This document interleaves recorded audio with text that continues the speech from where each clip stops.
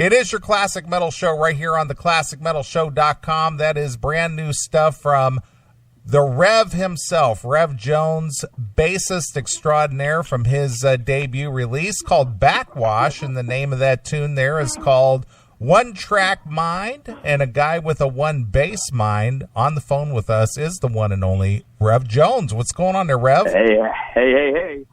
Well, chilling. Well, Rev, I got to be honest with you. We've been doing this show for almost a quarter of a century now, and this is the first time we've had an opportunity to speak with you. So welcome to the Classic Metal Show. Well, thanks for having me. I've been waiting all this time. Well, Rev, I got to tell you something. Knowing a little bit about you and about your career, what amazes me about your experiences playing with so many people over the decades.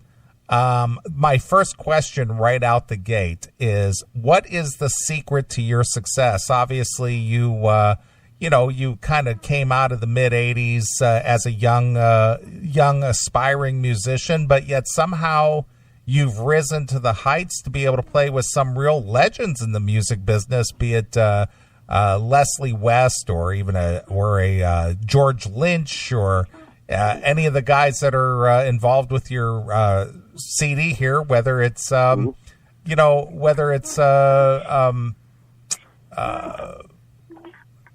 don't know, Jeff Martin, who's been around a long time. What do you attribute to your success? Well, actually, Jeff Martin was kind of my starting point, in a sense. Whenever I went out and joined a band in, I guess, 98. It was called Black Symphony, and they were in LA, and I'd went out and jammed with them. And Jeff was playing drums at the time for them, and I knew him from, as being the singer for Racer X. And I never even put two and two together that he was a drummer. But so I get there and we jam, and he's incredible. It's like Mitch Mitchell and Ian Pace combined. It's got he's got that kind of vibe, and so we immediately hit it off. And he actually was only in the band for about another 6 months or something. We did a tour, and then he left, and he went and joined UFO. And Michael Schenker was still the guitar player in UFO. So after that tour fell apart, he started working on an MSG album and had Jeff play drums. And Jeff brought me in. He told him to pick somebody that he wanted to play with that was good, that moved around on stage, and so that's how I got in there, and everything kind of evolved from that. It's one of those things that if you people ask me if I regret doing certain things, like missed opportunities of playing with people, or, I wish I would have never played with this person or anything. But if I hadn't done exactly what I did, I wouldn't have done what I did, Right, absolutely. Each thing came from, another thing. We had whatever, like, for instance, when I went and played with Fuel, that would have never happened had we not been working with a singer in Black Symphony, because I was on tour with Michael Schenker, and I came back. I had eight weeks off, and his best friend was the bass player in Fuel, and he needed somebody to fill in for 7 weeks, And I wasn't even familiar with. I mean, I knew the band, but I didn't know any of their songs, and I just kind of jumped in and did that tour, which was great. It was kind of culture shock at the time, because the MSG fans are older, balding men that have a Scorpion shirt on from 1972, and the Fuel fans, they don't even let guys in. It's just good looking girls, like 22 years old. So right. It was kind of shocking, but I was like, what do I do? Well, how does a guy like you, I mean, obviously you come from, the flyover country of middle America, Oklahoma City. How does a guy like you just happen to rise through the ranks to where you become a trusted, reliable musician, to where people will call on you to tour with them or record with them? I mean, you mentioned a couple of people there, like Michael Schenker. I mean, the guy's been around for decades, and you mentioned newer band like Fuel, and I mentioned earlier like a George Lynch or a Paul Gilbert, who are held in high esteem as far as musicianship is concerned. How does a guy like you gain trust like that and go, yeah, this is the guy we want to work with? How does that happen?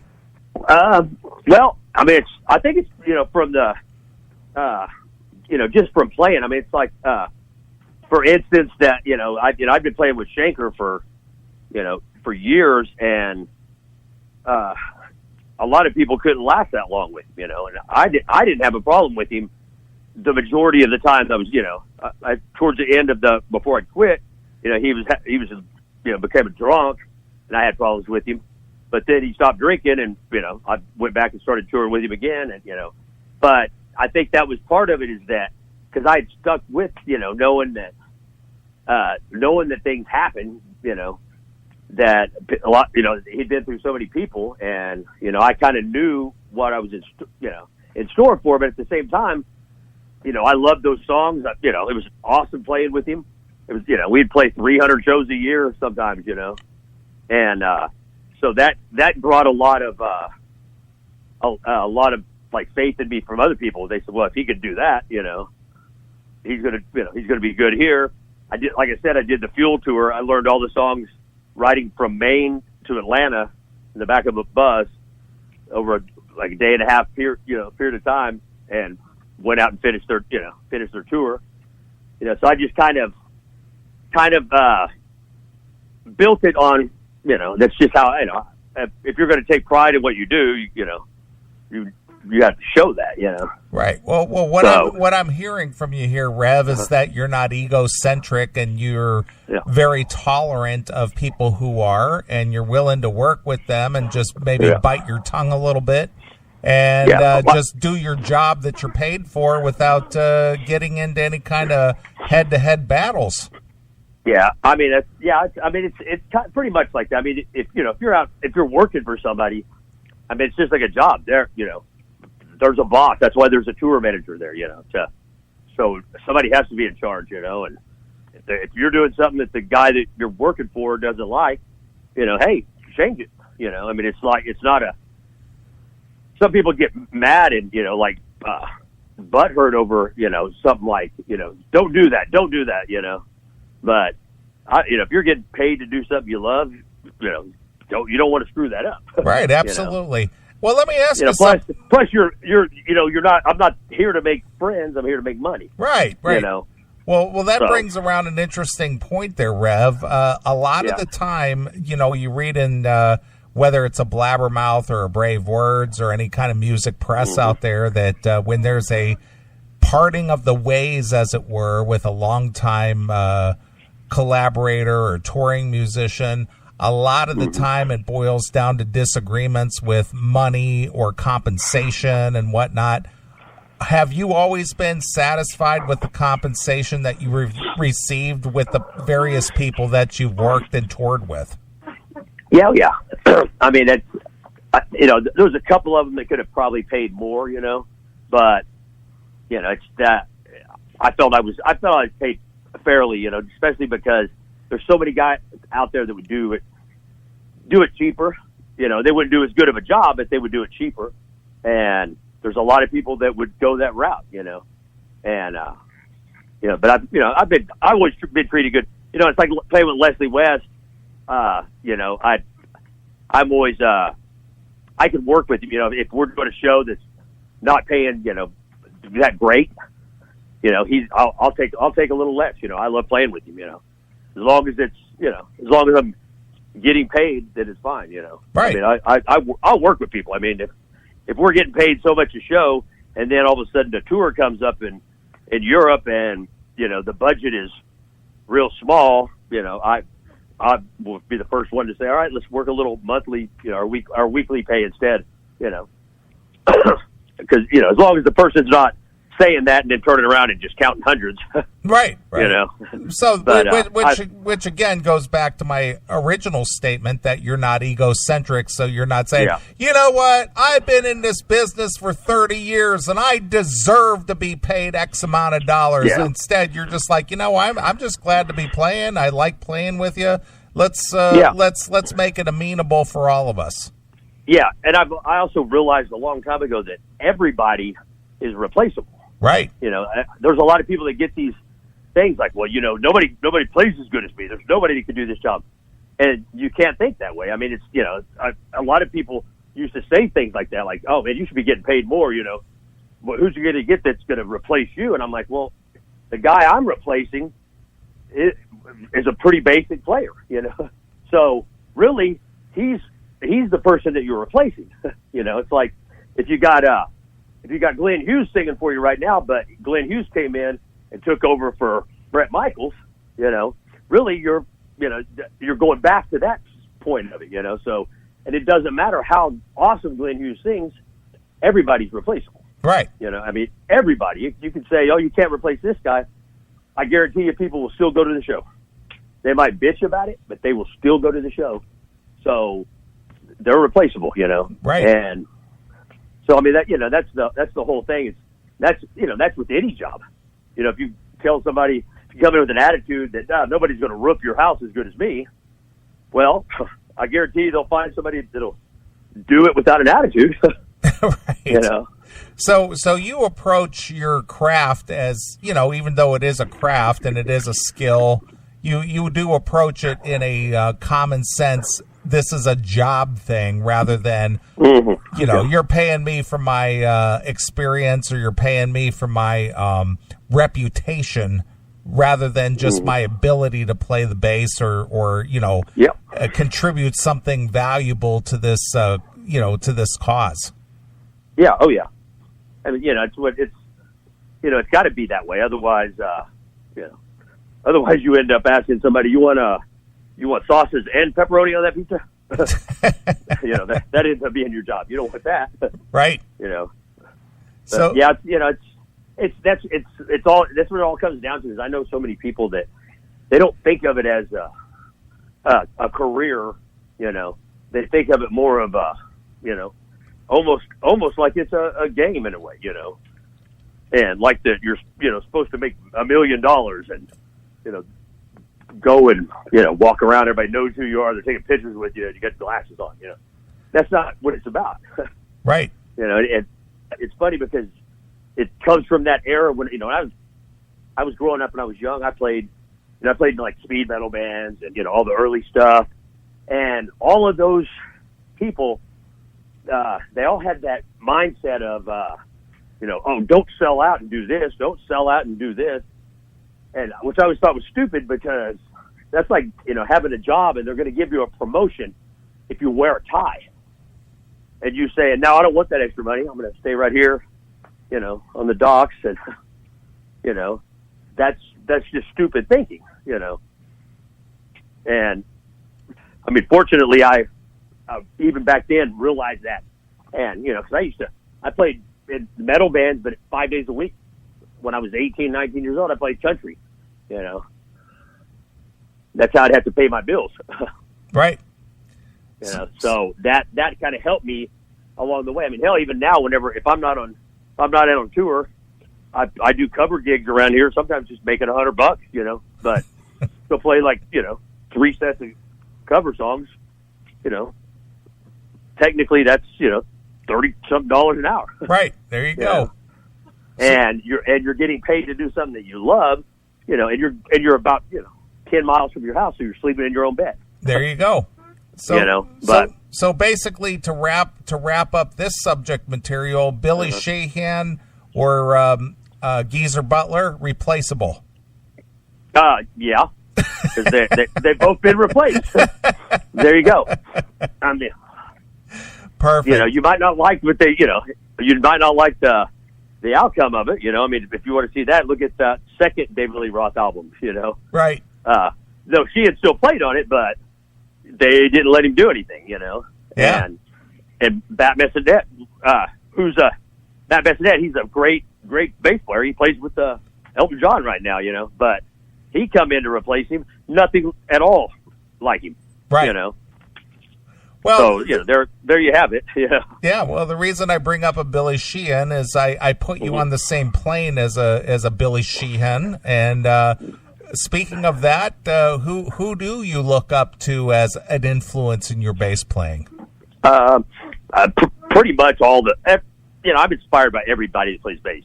Even the bad ones. It inspires me not to play like that. But it's like probably Tony Levin's probably my favorite bass player. The stuff that he did in King Crimson was amazing. All the Peter Gabriel stuff. Hell, he played with James Taylor. He played with John Lennon's albums. He's played with everybody, but it's something about the note selection. Because he'll play something really simple, but it's like, wow, how do you think of that? And so I would pick him as my number one guy. But I love all the guys like Jack Bruce and Papalardi. Felix Papalardi. That's whenever Leslie called me to come play in Mountain, I was like, yeah, And it's funny because I'd never sat and learned the songs like Felix. I just learned how Felix played. So I'll be playing a run, and it'll sound like I'm playing what's on the record, but it's actually not. It just sounds like something that he would have done. Right. You try to emulate it as close as you can. Yeah. I kind of studied the way he played, so I know what he would be going for. It's kind of like I do the same thing if I'm playing a Beatles song. I play a Paul McCartney bass line, and you're thinking, wow, that's exactly what's on there, and then you listen to it, and no, it's not. I just sold it to you because I went, whoa, whoa, whoa, whoa. Right, exactly. You're the great imitator. Yeah. But, so, it's that whole thing of, if you really, it's like, for instance, see all these guitar guys, that like Igbe and people like that, they just went and created what somebody else did. Paganini did on a violin. They're doing it on the guitar. But they're just playing how he would have played. They're not actually playing, exactly the same. So they, kind of created this whole thing. Just like Richie Blackmore, same deal. It's not that he sounds like he's like it's Bach, but he sounds like something that Bach would have written, I guess. Sure, absolutely. So it's cool. It's like that. I try to tell these bands that if you want to sound like Metallica, don't copy Metallica. Copy Diamond Head. There you go. or the bands, or any other bands that they listen to. You got to copy those bands. Then you'll end up kind of sounding like what that is. Because if you copy Metallica, then you're going to sound like, whichever way you go. If you go commercial, then you're going to be Nickelback.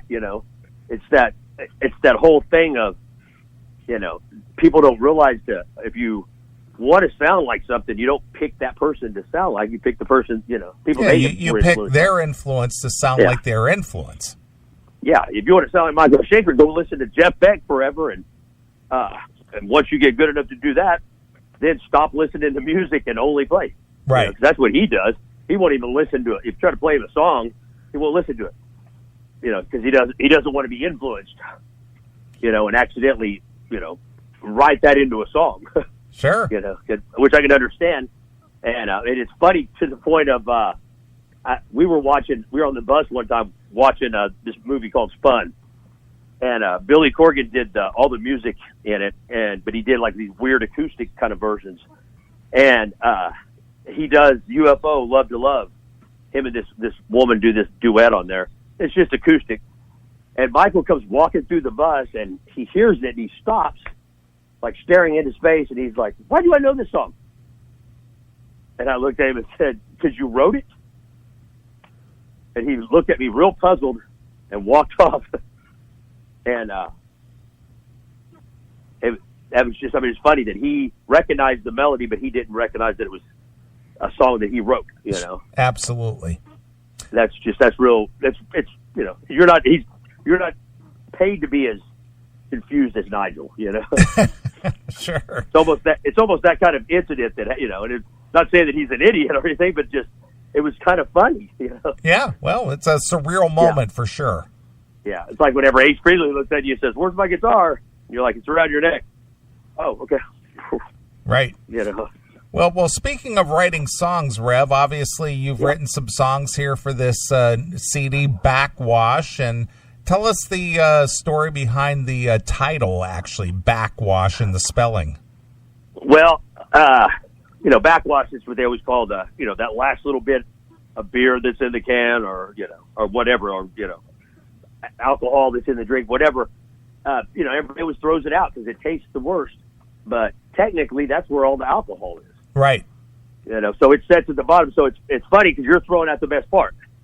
If you go to Germany, they're taking that bottle and hitting it, to get all the stuff that's stuck in the bottle out of, when you get a Hefeweizen or something, because they know that that's where the alcohol is. But we don't over here. So I was taking that theory and then I thought about, all these people that I've known, and kind of including me too, that, played in bands that were awesome, but, like probably the best guys around, but never really took off or whatever. You're still playing in bars and you're still, and the people that are there, they're like, oh, what a great band. But they have no idea, it doesn't even click on them that they're looking at the best guys around, and there'd be people on stage that have played, like me, that have played with all these guys. They have no idea, And so I kind of always thought of that as,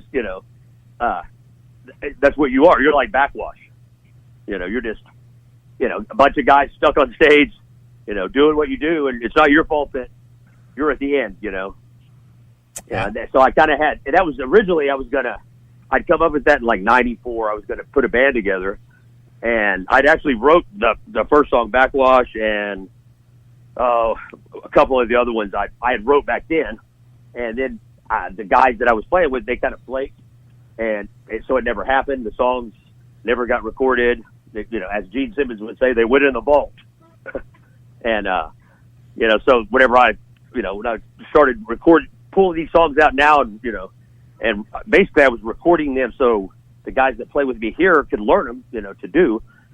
And, I was going to just give it away on my website. And I had Jim Dofka, play the lead. So I sent it to him, and he taught me into just doing a full album, since I don't really have anything going right now playing wise, so now would be the time. Right. So I went ahead, wrote some of the other songs. I had some already that were just kind of sitting there, and so I was actually going to make it a band and call it Bakwash again. And then I thought I'd just do it as a solo record, finally get one out, and, but what's cool about it, and this is the main question that people are hitting me on these interviews with, is how it sounds, all the songs kind of sound different. They don't really sound like, like it's like I sat down to write an album, but it all sounds like me, So, they don't really, some of the songs, if you think about how they are, don't seem like they'd be on the same album with another song, and, which is what I always loved, bands like Queen, Night at the Opera is one of the greatest albums ever, because, you got this super heavy, weird riff song, and then you got this, I'll go up to work on Monday morning, and, then you got like a weird folk song, and, it's like every kind of style is in there. And that's awesome, So basically, you're not putting a label on it. Yeah. So you have a collection of songs. They're not necessarily related. It's not a common thread. No. It's just a collection. They're not of even. songs. Yeah. They're not even the same, kind of songs, but they all sound like me. So, and because of that, that's what kind of makes it a little different, is that other bands, you're going to sit down, you're going to have an idea. All right, I want this album to sound like this. We're going to do this, and we're going to sound like this. And so you go in writing the songs that way. And, some of these things I wrote, years ago, just kind of wrote a riff and recorded it and put it in a folder on my computer, and going back and listening to them. Oh, that's cool, and writing the stuff. So I didn't sit down to actually write an album. So it didn't matter what the next song I wrote sounded like. If it would have been a country song, it would have been on there, And I think it's kind of cool because it makes it more real. Because I hear a lot of albums that it all kind of sounds the same. So that being said, if you don't like the first two songs, you're not going to like the last two. So basically what you're telling us is there was no preconceived notion of writing an album. It was just like, hey, I got all these different ideas and songs that I've accumulated over the years. So now that I'm just kind of idle at the moment, I might as well just finish them off and put them out. Yeah, and I got another 2 albums worth that I'm going to put out later. The only thing that they all kind of share is that there's a lot of cool, like playing, little bass and guitar soloing kind of thing, because nobody does it anymore really, and it's kind of missed. I don't know. At one point in time, somebody decided, there should be a guitar solo in every song that should be this long, and that's not always cool. It's I like it better whenever there's a difference. There's a keyboard solo in this one. This one has no solo. When it's always different, it's not. You're not in a box. So that's one thing that's shared on all the songs, and the other one is an underlying humor in the lyrics. I always try to put some kind of humor in the lyrics, instead of being so serious. Right. Yeah. I mean, because can't make fun of. If you can't have fun with it, you make fun of it. Yeah, absolutely. And I mean, it doesn't matter if it's a one-liner that nobody catches. It's there. It's just sitting there. It's kind of like I was trying to explain to my stepson. He's 14. How like in the old days, you couldn't say something dirty on the radio, because they wouldn't allow it. So you had to figure out a way to say it and get it on there without it, being blatantly, I'm going to do this to you. You'd have to, get it in there, do the locomotion, stuff like that. That's why that song was on. And I was explaining to him, and he didn't understand why. And I said, well, the second that they took that away where you could say anything, well, hell, then it took away the fun. Yeah. Because now you don't try to come up with, a one-eyed cat line, because you don't need that. You just say the word. Or a classic Led Zeppelin line, you can squeeze my lemon till the juice runs down my leg. Yeah, exactly. I mean, it made it more fun. It's like the end of Start Me Up, you make a dead man come, just because of the way that it was worded, that it got by with it. Yep, sure. Now, nowadays it wouldn't even be cool. It'd be like, what? That's dumb. So that it's that thing is. I put that in a lot of my songs, and some people still haven't noticed some of them. Usually they automatically notice a couple, but it's I like to have fun like that. Right. You get too serious about subjects, and it's like, oh my God. So political correctness is not a friend of yours. Yeah, I vote for Homer Simpson every time. Because I would prefer him being there, because then you wouldn't get mad at him. Right. Yeah. I don't really care about any of it. I mean, it kind of pisses me off both ways. Like it's like, oh man, don't start changing. They take all the censorship away, then they start censoring stuff they shouldn't. Yeah. I mean, like, God, if somebody's stupid enough to resist arrest, they shouldn't kill them. They should call their parents and beat their parents in front of them for not teaching them better. Exactly. And then shoot them in the foot or something that hurts. Sure. I mean, when I was a kid, if you had long hair, we'd get pulled over. Cops would make us put our hands on the hood of the car that's been running all day, so it's steaming hot. And every time you'd lift your hand up, he'd pull his gun out and say, "Do it again." And there was no reason to be pulled over, and still, I don't hate cops. Well, I guess your white privilege wasn't working for you that day. Yeah, well, they would beat people up if you had long hair.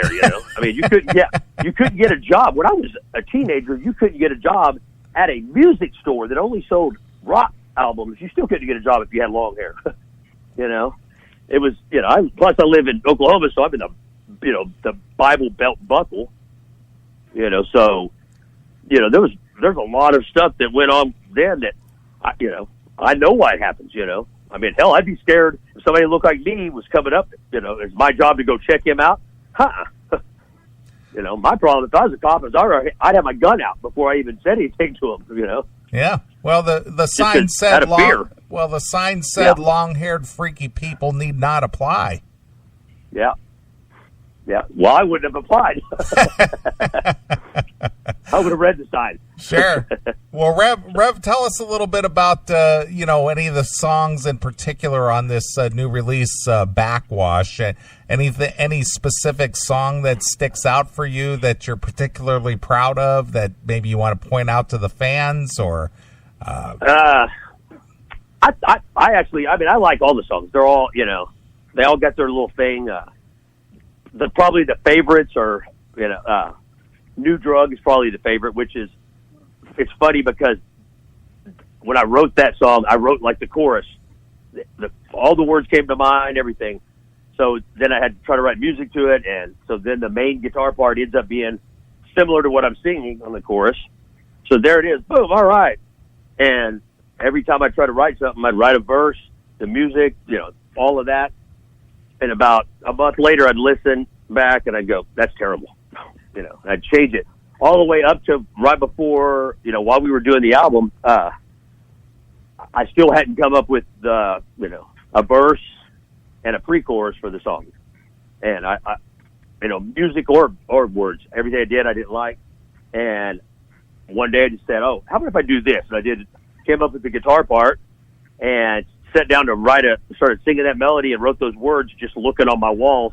I had a bunch of Salvador Dali paintings on my wall. And so I just kind of wrote it and, threw it together and said, well, it's still a good song. When I go back to hear it now, I realize it's way better than I thought. But that's the song that everybody seems to kind of gravitate draw to. Yeah. Mm-hmm. Uh-huh. Which, and I think it's because it's just kind of, it's kind of a rock, just a straight rock song, and it's got that AC/DC kind of down, just kind of straight. And the way I sing it is kind of cool. The words are fun. There's a little play on words in the, like in the line. I'll use two words that, so real and surreal in the same, sentence. Those kind of things that, things that when I was a kid, if I learned the lyrics to those songs, I'd be like, oh, those are cool, So, that's one that I'm pretty proud of. Sure. The Polyester song, I actually wrote that in 94, never changed anything on it. I just had this vision of, the whole song is just describing this person, Mr. Polyester, describing exactly what he's wearing. He walks down the street, all the chicks are staring at him. He thinks it's because he's hot, walks in a dance club, starts dancing, everybody else stops and looks at him because looks stupid, but he thinks he's hot, Right. So, and the play on words with all of it. It probably took me 5 minutes to write it, and I never went back and changed any words because it's fun. I never thought I would record it and put it out because it's silly, I had to find a way to make it fit, musically. But so I'm kind of proud that that's on there too. Right. And of course the bass solo at the end, the whole concept that I'm calling somebody's answer machine, and when it beeps, I just start playing a bass solo. And at the end, I say, "Hey, it's Rev Jones touching bass." that little pun, because that's all. Every part of the bass solo is a two-hand tapping thing. So I had to, think of everything I could possibly do with both hands to, and make it short enough. Actually, when I got done recording it, and it was all kind of improvised, it ended up being like 4 minutes. So then I had to go, all right, which parts am I taking out? Instead of playing this twice, I played it once, and because I wanted it to still be interesting, because if it's not, you'll just go, all right, next, never get to the ending. And if you don't get to the end of the song, you don't hear that, that tagline. So I got you. I don't think there's a song on there that I don't like. I pretty much like all of them. There's also the song Candy on there. I do like the way that it came out because it's in there's only three parts of the song that kind of keep, repeating. And they're all three in the really oddball time signatures, that it's like it's like a King Crimson song or something. But the way that, because I actually played drums on that song, and the way that I played the drum pattern to fit it, And the way that I sing it, I actually sing it even more oddball than what the part is. But whenever it all comes together, you don't notice that all that's going on. It seems like it's kind of straight, you know. There's the beat turns around, never doing something on the one, you know. There's a lot of things that happen musically that nobody notices, you know. And if my wife or, you know, or anybody else's wife can listen to it and go, that's cool, you know, I did something right, because the song is the weirdest, you know, kind of thing, you know, but I just didn't allow that to exist, you know. I guess, you know, it's like, it's kind of one of those things that, something like, Black Dog, you know, you got that riff in the middle that it seems like it's turning around, do da do da do da da ba ba da da do ba, you know, and it seems like it's turning around, but because of the way that they played it, it stutters, like they didn't play it with a groove. They kind of just played the riff, you know. Yeah, it's a very subtle change. Yeah, but it's almost like doing that, but I just took it and I made it to where you didn't even notice that it was actually turning around, you know. And so that's kind of cool. I mean, if somebody is a musician and they actually listen to it and then sit down and listen to what's going on, separating it from, you know, listening to a song, they would probably notice it and go, that's cool, you know. Right. Because I do that when I hear people, you know. I'm like, wow, that's the weirdest thing going on there, you know. Well, at what point did you decide that you wanted to try your hand at being a vocalist? Well, I've always sang backups, you know, and kind of like all the guitar players I played with, all the singers that I've ever played with have pretty much been top of their game, you know.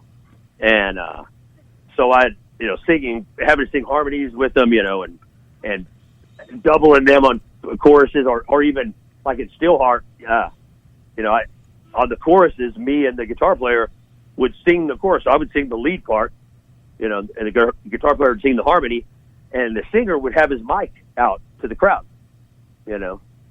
He would sing, sometimes he would sing, but that gave him that privilege of, you know, getting the crowd into it, you know, and plus not having to sing every part and kill yourself.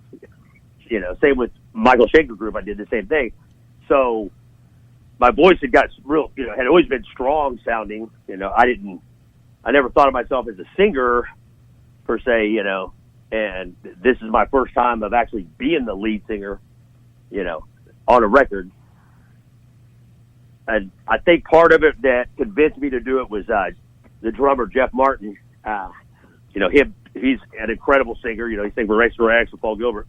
And when I was going to have him sing a couple of songs, and he told me no, that he liked the way my voice sounded on the songs, that was, at that very moment, I realized, oh, well, maybe I don't sound bad.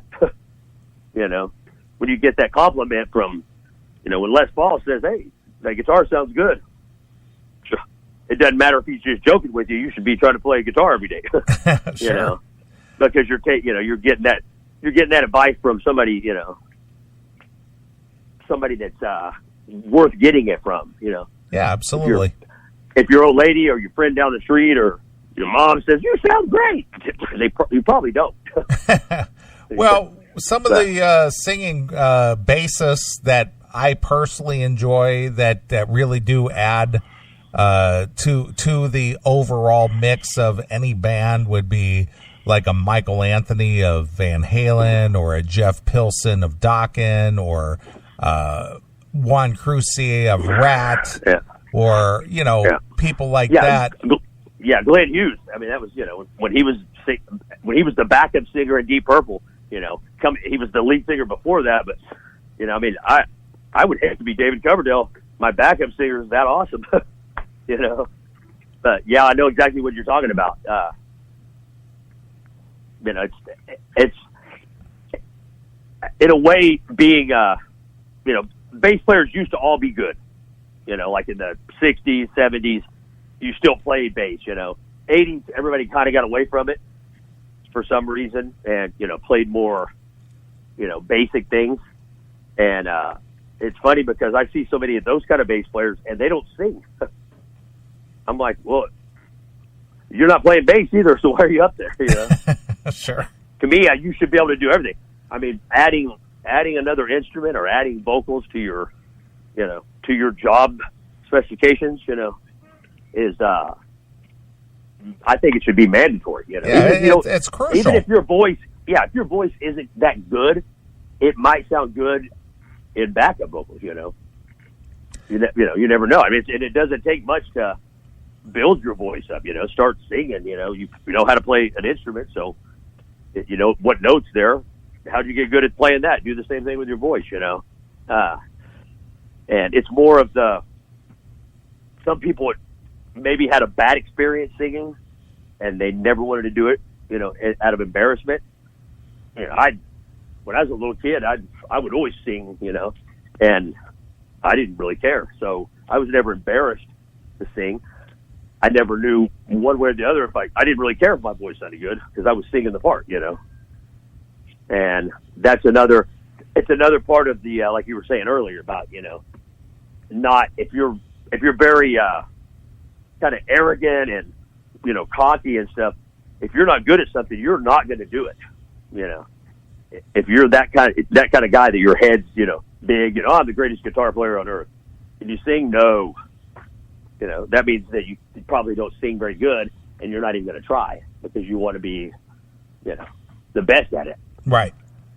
You know, and I try not to be that either. Sure. You know?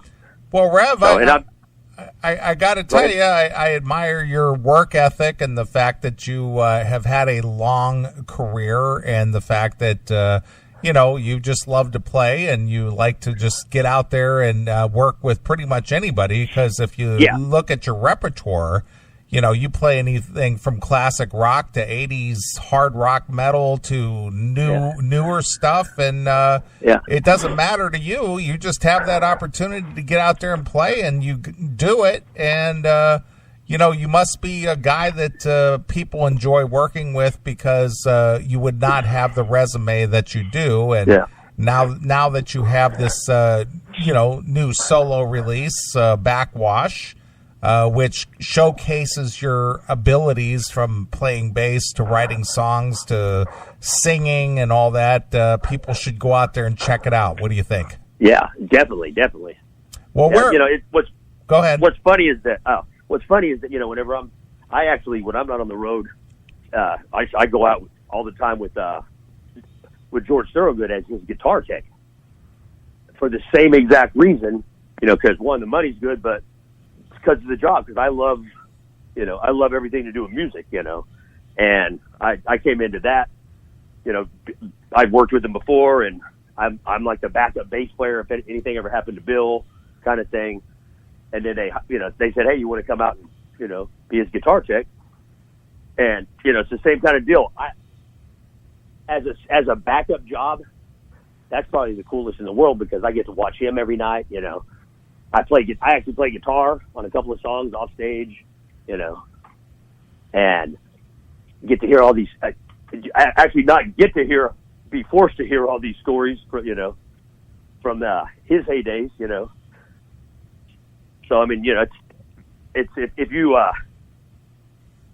enjoy something and you do it, then that's cool, right? You know? And with a guy like you on board, George doesn't have to drink alone. Yeah, well, I'm not going to say that one way or the other because I don't know if he drinks. I'm not sure if he drinks. Well, very good, Rev. I appreciate you taking a few minutes to talk to us here on the Classic Metal Show. You want to go over to Rev's website over at revjones.com and and how do people get a hold of this CD, by the way? You can buy it, you know, if you go to my website, there's a merch link, a store link there, or it's available on iTunes and Amazon and pretty much any place that you're going to buy all the digital stuff. It's available there. Just like the streaming, it's going to be on Spotify and all those. For the actual copies, you either have to go to my store or you'd have to go to CD Baby. I gotcha. So, all right. And for those people that actually like to have something in their hand that they bought instead of just a file that's on their computer. So what's on tap for 2019 for Rev Jones? Well, I've been doing shows around. I actually have, when I'm doing right now I'm doing shows, I have a different lineup, a different drummer and guitar player that play the shows here because Jeff lives in Tahoe and Dofka lives in West Virginia, so we're a little apart to go play. But, I've been talking to some people about trying to get some festivals and, a few support gigs here and there. And I've also talked to them about some of those being with those guys, with Jeff and Dofka, fly them out to do it. And so I'm just kind of doing that. I go out with George actually in a month. We go out and, for a month. And that's about it. Probably record this other album that I have in my head and, put it out and, just try to keep going. I've been fortunate to go this far in music and in the music business, I guess. So see if I can go another 30 years. I mean, it's one of those things. People live a long time in my family. Both my grandpa and my great grandpa were both 99. And I'm just like, really? I'm not even half of that. Sure. And it's like, oh my God, I guess I am half of it, but I can't imagine living twice as long as I've already lived. And the last half would probably be the worst because everything keeps changing so bad that, you gotta, at that age, you'd have to hate your surroundings. I mean, I already hate the way people drive right now because nobody knows how to drive because they're all on their phones. Right. So I spend the whole time I'm driving yelling at people because they're not paying attention and they look at me like I'm the weirdo. Yeah. Get out of the way, old man. Yeah. Yeah. Well, in the old days, the old men would be going slow and the kids were going fast. Now it's the opposite. Sure. I'm going, why are you on the highway? You're doing 40. Exactly. All right, Rev. Well, the new CD is called Bakwash. It is available now. Go out there and pick it up. Go check out the stylings of Rev Jones and drop by his website and check him out over there at revjones.com or his Facebook page over there at facebook.com, Rev Jones Bass. And go pick up the new CD. And since you mentioned this song and recommended it highly from this new release, I think we should close out with a song called New Drug. What do you think? There you go. All right, well, here's the stylings of Rev Jones. Go pick it up today. It's called Bakwash, so here it is. This is called New Drug, exclusively here on Your Classic Metal Show.